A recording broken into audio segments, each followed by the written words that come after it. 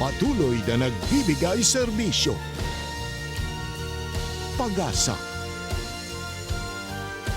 at saya.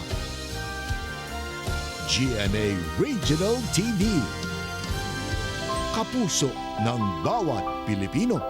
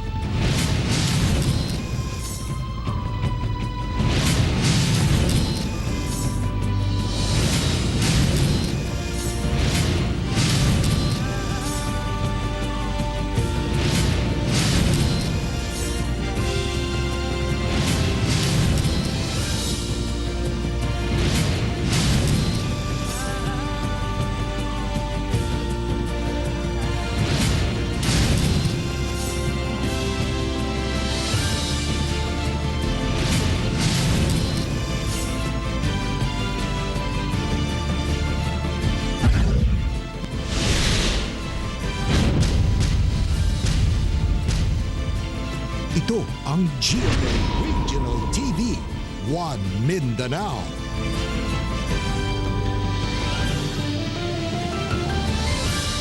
May hapon Mindanao, kini ang GMA Regional TV 1 Mindanao. Hatod namang pinakadagko ug pinakulahing balita sa Mindanao. Ako si Tep Ocampo. Sara Hilomen Velasco. Real Soroche, live gikan din sa GMA Davao Complex.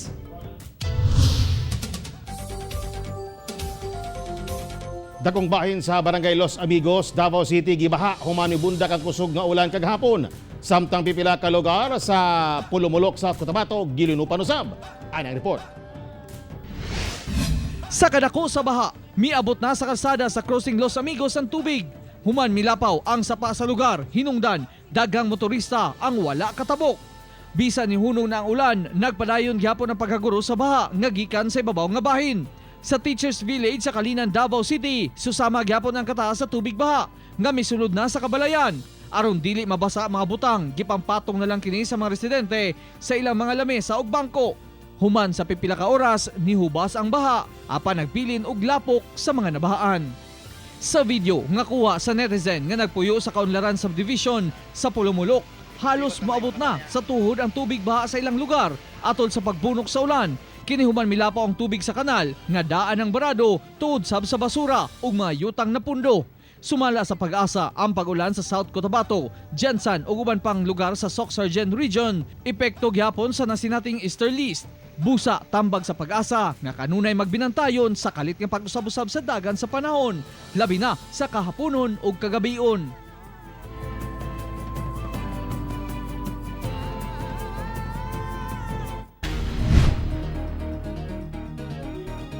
Taliwala sa nagkadaghang kaso sa COVID-19, doon naghihapoy nagaduda sa maong sakit ug sa kadelikado niini. Atong sayron ang panglantaw sa mga naigo sa maong sakit ug mga kabanay sa namatay sa COVID-19, pinaagi sa live report ni Sheila Vergara Rubio. Sheila. Sara, dili malikayan nga duna gayoy mga tao nga misinformed kalabot ni ining COVID nga miresulta usahay sa pagkagahi og ulo sa mga tao nga mutuman sa mga pulisa hinungdan sa pagkuyana pa sa virus.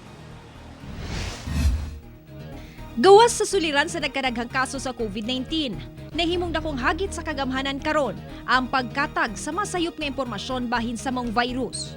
Dunay mga tao nga nagmagahi na nga motuo sa mga pulisa sanglit misinformed kini ug daw dili na motuo sa kadelikado sa COVID-19. Si Jean Rose Texon, enkargado sa City Tourism ug usas mga nangulo sa pagpatuman sa health protocol sa Davao Airport. Emosyonal nga misaysay sa kasakit nga iyang naagian, human namatsan siya og igsuon tungod sa COVID. And nung pumasok siya sa hospital, she was scared, ganon. And the next thing I knew, I was just like holding her urn. So it's really painful kay it's something, it's a sickness na hindi mo man lang mahag. Gawas sa iyang igsuon, namatay usab ang duha niya kay ig-agaw bunga gihapon sa maong sakit. Gikapungot niya nga dunay mga tao nga daw deadma sa COVID.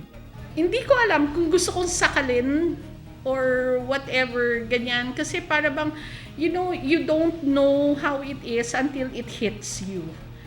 Samtang asymptomatic man sa COVID-19 ang spokesperson sa DPWH-11 nga si Dean Ortiz. Dakong kalisang ang iyang gibati dihang nataptan na siya sa maong sakit. Dili tiaw nga mahimong positibo sa COVID-19. It's unfair to say na dili tinod ang COVID because of the millions of people suffering from the disease worldwide. Although I was diagnosed asymptomatic, pero I saw no difference on how other people treat people who have and do not have the symptoms.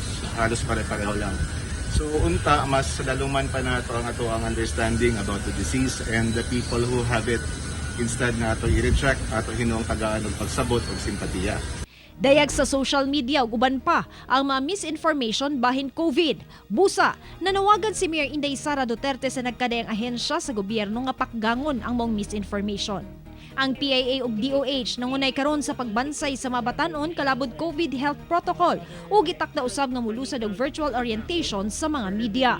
Ato po din gipakusgan through our BIDA Solution Campaign, which is ongoing karon ang ato ang barangay level nga pagpasabot diri sa 182 barangay youth leaders in Davao City. Sa raubo sa Bayanihan Hill Aswan Act Section 6 letter F, masilutan o pagkapriso o pagmulta ang mga tao nga mupakatag og sayop nga impormasyon kalabot sa COVID-19. Sara. Okay, daghang salamat, Sheila Vergara Rubio. Sa pagpatuman pagbalik sa Food and Medicine Pass, pipila ang nasampulan human wala mituman sa maong kamanduan. Aniya ang detalye. Sa subling pagbalik sa FM Pass kagahapon, daghan ang nadakpan tungod ng gawas nga walay igong rason kung asa mo adto. Walay mapakitang FM Pass o ID sa ilang gitrabahoan. Susama sa manadakpan sa Bunawan Police, diin 35 ka individual ang nasikop kay nang gawas nga QR code lang ang dala. Walay ID ug ang uban ni gawas nga ang FM Pass dili pa nila schedule. Ang uban walay FM Pass, ang uban naa sila FM Pass pero dili pa schedule na magawas. So disregard lang gyapon nila despite na everyday na pahimangon nato sa ilaha ang kani mga violators atong pasakaan og kaso. Nasubo man ang DCPO apan kinahanglan dakpon ang malapason kay alang gyapon kini sa kaayuhan sa tanan aron magmatngon nga dili mataptan sa COVID-19. Sa unang adlaw sa pagpatuman nato sa FM Pass, naatay 115 nga violators nga nasikop og kani sila pasakaan nato og complaint sa piskalya. Aron dili na madugang sa ihap sa mga nadakpan, dunay pahimangno ang kapulisan may kalabutan sa Executive Order number 62. Ang Food and Medicine Pass gamito ni siya sa pupalita og kaning pagkaon og medisina. Apan kung mugawas ka sa inyong panimalay og muadto ka sa imuhang trabahoan, siguruhon lang nato na natay dala nga valid ID. Ako si Real Suroche para sa One Mindanao. Dali na lang makasulod sa Agusan del Sur, luyo sa COVID-19 pandemic. Kung ano atong siron sa report ni Jandy Esteban live diha sa Bunawan, Agusan del Sur. Jandy. Yes, Real, kini human gipananggal na ang COVID-19 checkpoints sa provincial borders Agusan del Sur. Kung sa ubang lugar, strikto ang ilahang COVID checkpoint sa pagpasulod ug mga tagagawas aron mapugan ang pagkatagpa sa sakit. Pero sa Agusan del Sur Province, gipananggal na ang COVID-19 checkpoint. Kini base sa gipagulang Provincial IATF Resolution number 07-20. Tungod gitanggal naman ang COVID-19 border checkpoint sa Agusan del Sur, paspas o dali na lang ang pagsulod sa mga motorista o biyahedor sa probinsya. Pag-declare sa regional DOH nga there is already a local transmission within sa province of Agusan Sur, so it defeated the purpose, the main purpose of our checkpoint. Kaya nakasulod naman ang virus. Instead of using these funds nga para mo kuan sa atong checkpoint, it could be used for other worthwhile nga activities, like for example, strengthen na to ang detection and surveillance and contact tracing. Uyon hinuon ang pipila ka mga residente ug motorista sa maong lakang. Pagpamalingke, di na makaadtog San Pras dali-dali. Mga senior citizen, di na po magkadali-dali og adto kay tungod aning checkpoint. Pero ug atong karon gyud ang COVID, wagid mapugni sa checkpoint ang COVID. Ang checkpoint na nakasulod man gihapon ang kuan kay ang tawo mangita mo kung pamaagi god. Kay kung ang pinaka-importante na lang gyud subayon na lang nato ang mga health protocol. Apan, depende gihapon kini sa LGU kung tanggalon ang checkpoint o dili. Kagahapon, gitanggal na sab sa LGU Rosario sa Agusan del Sur ang ilahang COVID-19 checkpoint sa tanang entrada sa munisipyo. Sumala sa administrator sa munisipyo nga si Maria Cristina Basan nga gastos na kaayo o pahurutay na daw ang pondo alang sa COVID-19 response.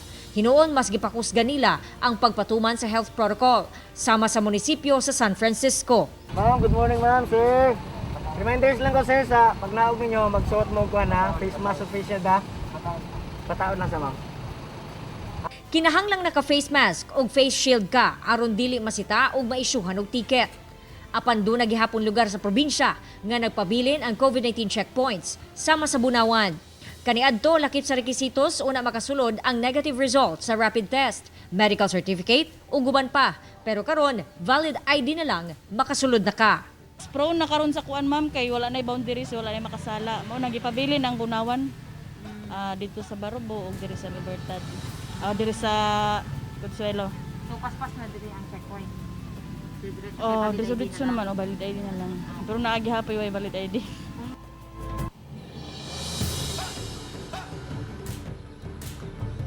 Gawas din sa munisipyo sa Bunawan nagpabilin gihapon ang COVID-19 checkpoints sa Loreto, Santa Josefa ug Veruela. Real.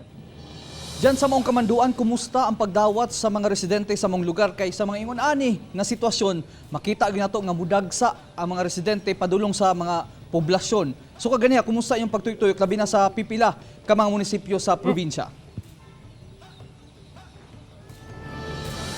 Yes, Real, pagtuyok na ito kaganiha, no, buntag o hantod na pa 12 noon. Kaganiha, wala man kaayoy paspas no, ang pagsulod sa mga motorista o mga biyahidor sa matag munisipyo dinhi sa Agusan del Sur. Atong gituyok din sa Bunawan, diha usab sa Rosario, padayon ang ilahang pagsulod kay dili naman stricto Real, kay dili na sila ginapangitaan og dokumento, gawas lamang sa valid ID. Real. Okay, amping og daghang salamat, John D. Esteban. Pipila ka tawo hamtong man o bata ang naaktuhan sa otoridad nga milapas sa mga quarantine protocol sa Cagayan de Oro City. Dugang detalye sa report ni Cyril Chavez. Gipang rescue sa Regulatory Compliance Board kon RCB sa Cagayan de Oro LGU ug kapulisan ang pipila ka mga bata ingon man batan-on nga nasapon nga nagdula sulod sa mga pisonet sa barangay Makabalan. Giisyuhan sab og ordinance violation receipt ang tag-iya sa mong patigayon sa paglapas sa quarantine guidelines sa IATF, labi pa nga nag-operate kini nga walay business permit. Human makuha ang mga bata, gilayon kining gipapauli ngadto silang tagsa-tagsa kapanimalay. Pananglitan dunay mo gamit nga usa ka tawo, meaning nagamit authorized nga gamit lugar, trabaho or sa eskwela. Pag human niya, disinfect diretso ang mga keyboard, mga gamit, mouse, kay diha man ang posible delikado kanang puli-puli o gamit sa usa ka butang. Samtang sa Upper Carmen, dili moubos sa 40 ka mga Cagayanon ang nasapon nga nagtapok-tapok ug nag-inom gawas sa ilang mga panimalay. Lakip sab sa ilang kalapasan ang wala pagtuman sa curfew hours sa syudad nga 9 PM hangtod 5 AM. Samtang lakip sa kanunay nga ginasuroy sa otoridad ang mga resto bar nga gitugutan ng mag-operate apan kamatikdan nga dunay mga guidelines nga wala gituman. Dayon ang restaurant pwede mag-serve og duha ka individual serving alcoholic drink sa customer. Duha ra limit. So meaning pananglitan beer, so duha ka botelya nga pilsin. Kung hard liquor, duha ka shot, dili nga duha ka botelya. Hangyo sa otoridad ngadto sa mga Cagayanon nga dili gihapon rason ang paghinay sa kaso sa COVID-19 sa syudad aron magkumpiyansa sanglit ana gyapon ang hulga sa pandemya. Ako si Cyril Chavez para sa One Mindanao. Founder sa Forex Rice Trading Group nga usa ka giingong investment scam dakpan sa Iloilo City. Arestado sa CIDG 13 si Dimber de la Cruz Celis, 29 anyos, ang ginatudlong founder ug tag-iya sa Forex Rice Trading Group sa iyang ginataguang balay sa Bankers Village sa Haro, Iloilo City. Bitbit ang duha ka warrant of arrest sa kasong syndicated estafa nga wala girekomendang nga piyansa. Giaresto sa otoridad si Celis nga taga Baba Prosperidad, Agusan del Sur. Gikonsidera sab siya nga top 3 most wanted person sa regional level sa PRO 13 ug top 7 sa provincial level sa Agusan del Sur. Ubos sa mga pyramiding scheme, makakuha kuno ang mag-invest og hangtod 75% nga tubo sa ilang kwarta ug mobalik kini sulod sa usa ka bulan. Sagad sa mga nabiktima nini taga Caraga ug Davao Region. Nagsugod sa pagtago-tago si Celis nitong June 2019, miabot sa 23 million pesos ang nakumpiska sa otoridad. Diyang gironda kaniadto sa CIDG ang safe house nini sa barangay Kubi-Kubi, Nasipit, Agusan del Norte. Top 4 personality sa drugs watch list patay human misukol sa gipahigayong bypass operation sa Tagum City. Samtang empleyado sa City Health Office sa Butuan City, dakpan human na maligya og illegal nga droga. Ano ang report ni Argil Relator? Patay ang suspetsyadong si Elmer Payo dihang misukol sa ikasang joint bypass operation sa Tagum Police ug Pireya sa Barangay San Miguel, Tagum City, Davao del Norte. Nakabantay kuno ang suspect nga pulis ay iyang katransaksyon sa droga. Na-recover ang .45 caliber pistol ug suspected shabu nga mobalor og tunga sa milyon ka pesos. Wanted usab kini sa kasong pagpusil patay sa usa ka pulis. Warning sa inyo, you stop it. If not, we will stop you from existing. Makaligtas man mo karon ugma, but eventually mahurot ra gyapon ang swerte nato. Dili adlaw-adlaw Pasko, mga amigo. Samtang sa Butuan City, arestado ang kanhi empleyado sa City Health Office nga si Jeffrey John Luzarito. Human na palitan og illegal nga droga sa mga operatiba sa Philippine Drug Enforcement Agency sa ikasang bypass operation sa Purok 3 Kamungay, Barangay Maon. Na-recover gikan sa dinakpan ang suspected shabu na dunay street value nga moabot sa 8,000 pesos og marked money. Kasong paglapas sa Comprehensive Dangerous Drugs Act ang ipasaka batok sa dinakpan. Ako si Argil Relator para sa One Mindanao.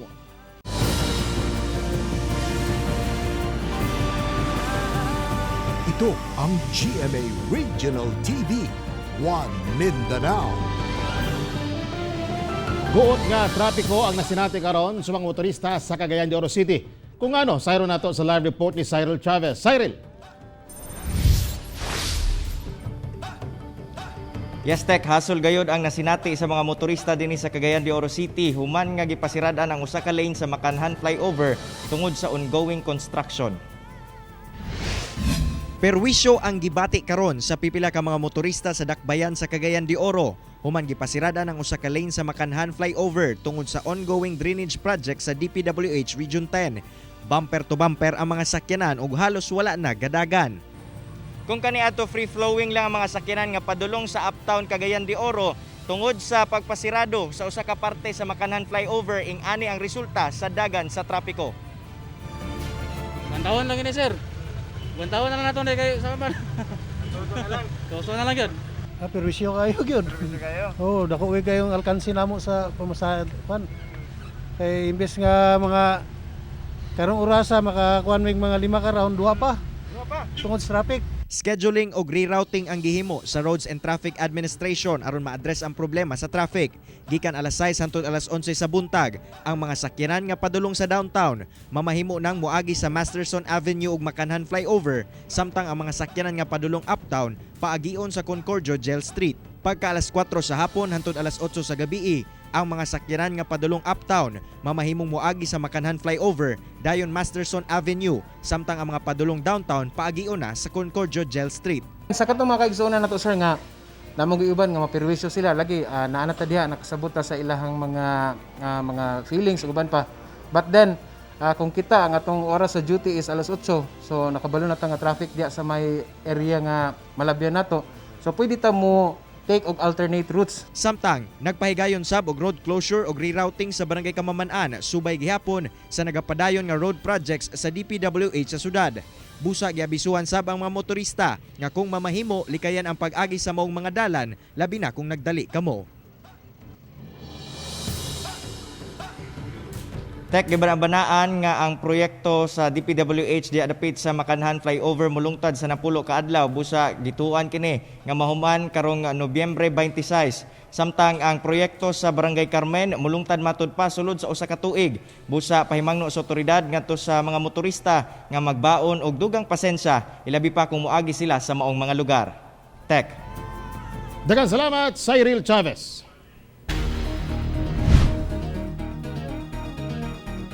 Kapin 55.6 milyon katawo na ang nataptan og COVID-19 sa tibuok kalibutan, samtang sobra 412,000 na ang dunay COVID-19 sa Pilipinas. Ug sa maong ihap, kapin 27,000 niini mga taga Mindanao.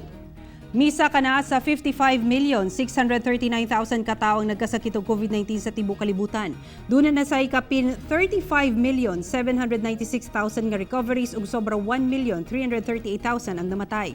Samtang ana sa 1,383 ka bagong COVID-19 cases ang natala sa Pilipinas karong adlaw. Busa 412,097 na ang kinatibuk ang ihap niini sa nasud. Miabot na sab sa 374,666 ang nakarecover ug 7,957 ang namatay.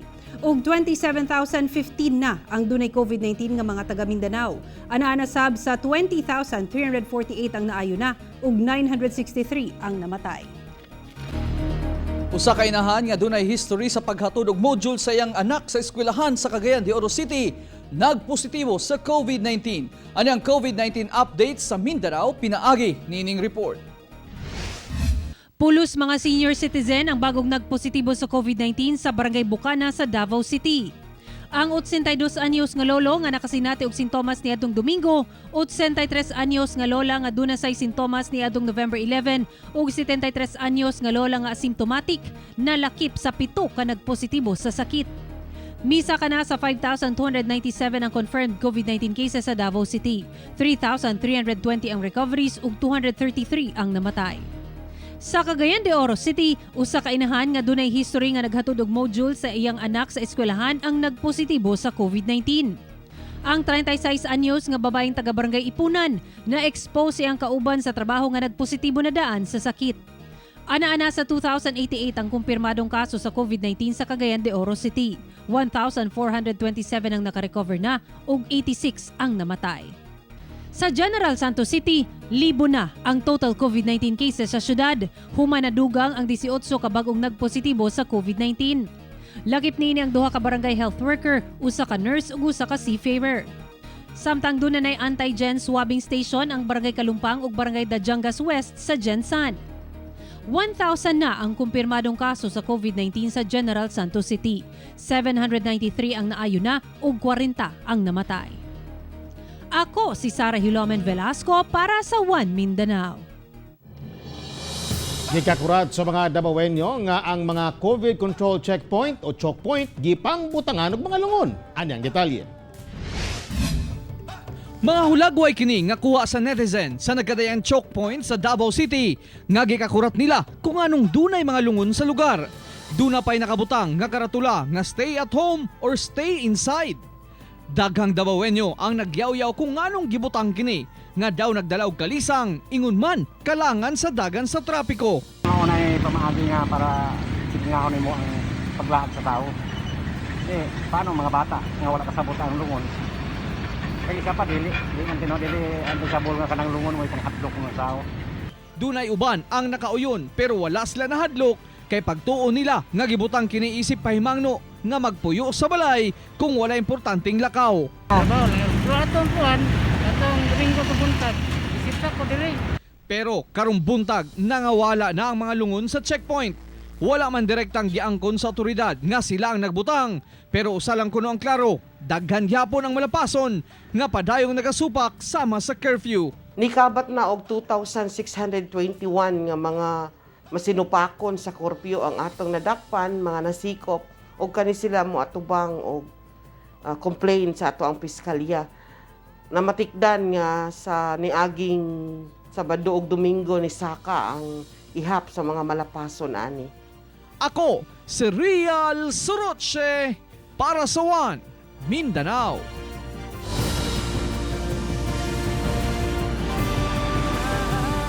Ito ang GMA Regional TV, One Mindanao.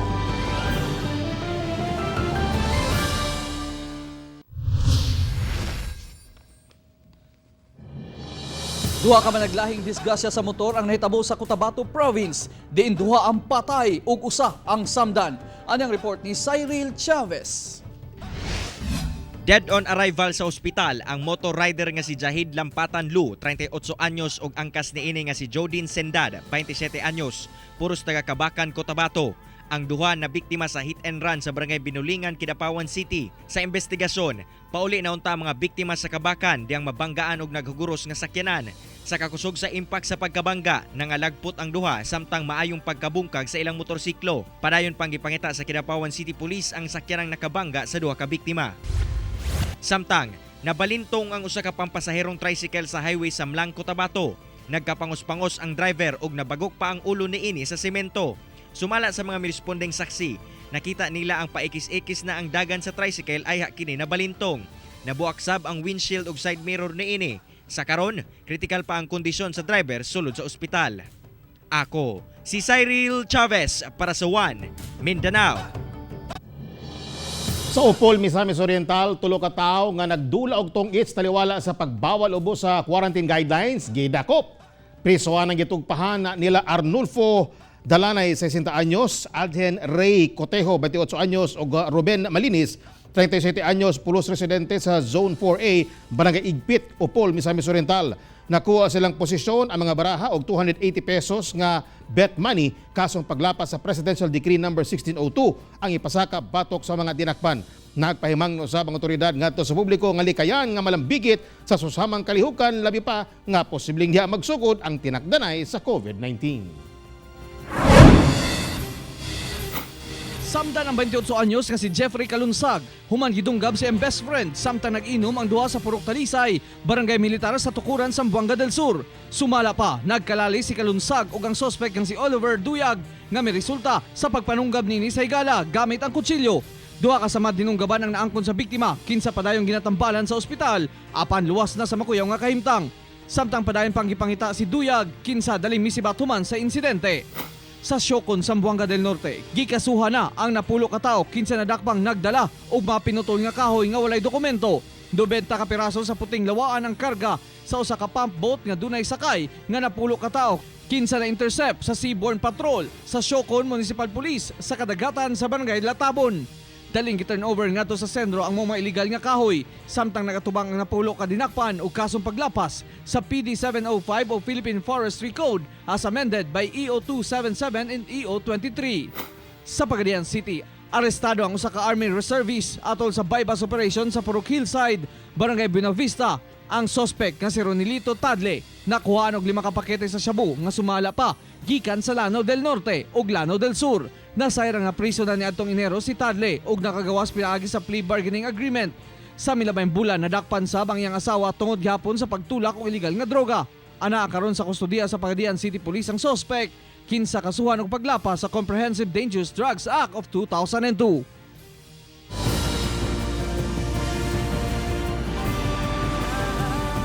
Ito ang GMA Regional TV, One Mindanao.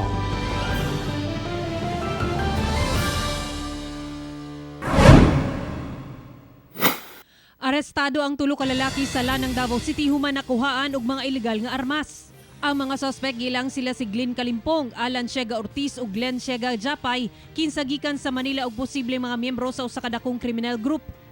Nasayran sab sa otoridad nga giingong namaligya og pekeng gold bars ang mga dinakpan. Kasong paglapas sa RA 10591 kung Comprehensive Firearms and Ammunition Regulation Act ang atubangon sa mga suspect. Sa Cagayan de Oro City, patay ang kanhing maestro sa kursong criminology kinsa napriso na tungod sa illegal nga droga nga si Alexander Torlao atol sa illegal firearm buy bust operation. Namatikdan kuno sa suspect nga police asset ang iyang katransaksyon busa mibunlot kuno kini sa iyang armas ug nagpabuto apan daling nabalsan sa mga operatiba.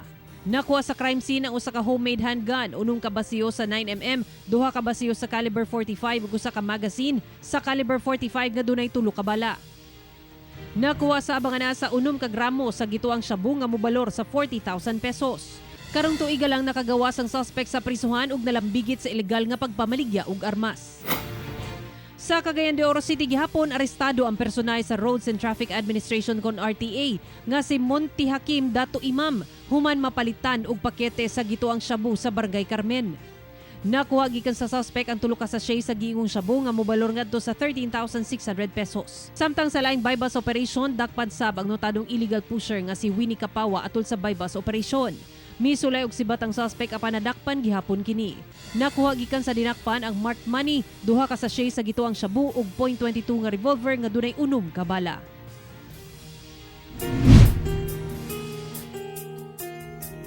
Usa ka charity foundation sa usa ka simbahan sa Davao City midonar og libuan ka mga personal protective equipment o PPE ngadto sa Davao City LGU. Formal nga gitunol sa Latter-day Saints Charity ang ilang gidonar nga mga PPE ngadto sa City Health Office ni adtong Sabado. Gilangkuban kini sa kapin 7,000 ka disposable face mask, 1,800 isolation gown set, 1,200 ka bodysuit, 1,800 ka botelya sa alkohol, 1,000 ka face shield ug 3,000 latex gloves. Iapod-apod kini ngadto sa mga medical frontliners sa Davao City. Gawas sa mga PPE, gidonar usab ang gamit sa i-demolish nilang simbahan sa Maa aron ihatag ngadto sa eskwelahan sa Maa, Davao City Jail ug uban pang nanginahanglan. In behalf of the City Health Office and the City Government of Davao, we would like to express our deepest gratitude to the Church of Jesus Christ and Latter-day Saints Philippines for the donation to the City Government of Davao. The Savior would expect us, as members of the Church of Jesus Christ of Latter-day Saints, to do exactly that we will bring ourselves closer and serve sons and daughters of God. Salamat kayo sa the Church of Jesus Christ of Latter-day Saints sa inyong mga hinabang. Kaya kining mga gamit ninyong gihatag sa mga amo kining ampingan o kinsingkasin na mo nga gidawat. Mga kapuso, 37 ka adlaw na lang una magpasko. Mga kapuso, way puwas ang among pagkatunog balita. Bisitahin www.gmaregionaltv.com ug mag-subscribe sa official YouTube channel sa GMA Regional TV. Busa mga kapuso, ayaw paulahi sa mga dagkong balita sa nakadaang rehiyon sa nasod, subscribe na. Ug mo katumaulahi og dagkong balita sa Mindanao karong adlaw. Ako si Rial Soroche. Daghang salamat sa inyong kanunay nga pag-uban kanamo matag adlaw. Ako si Sara Hilomen Velasco. Tungod ang mga balita sa atong palibot, importante alang kanamo. Kini ang GMA Regional TV 1 Mindanao, Tec Ocampo, buong puso para sa Pilipino.